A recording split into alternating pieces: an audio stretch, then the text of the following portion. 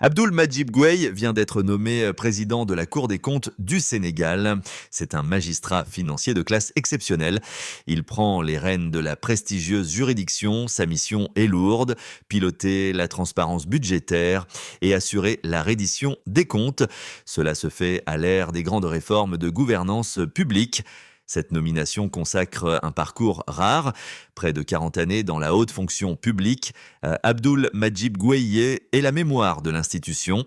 Major de sa promotion à l'École nationale d'administration et de magistrature, il a un diplôme supérieur comptable et une maîtrise en sciences économiques.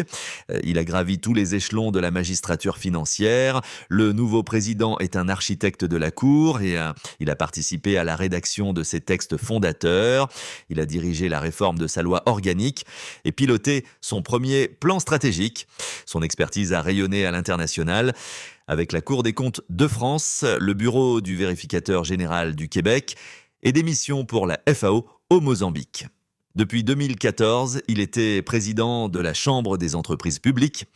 Il a supervisé plus de 50 missions d'audit, des contrôles de conformité, de performance et de gestion financière.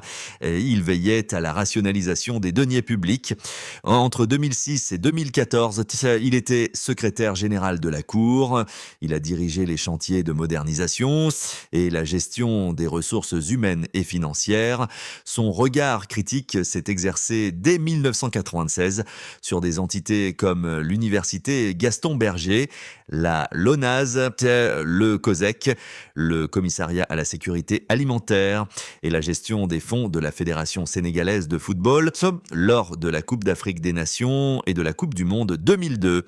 Abdoul Madjib Gueye est grand officier de l'Ordre du Mérite, mais il s'installe à la tête de la Cour des comptes dans un contexte national exigeant.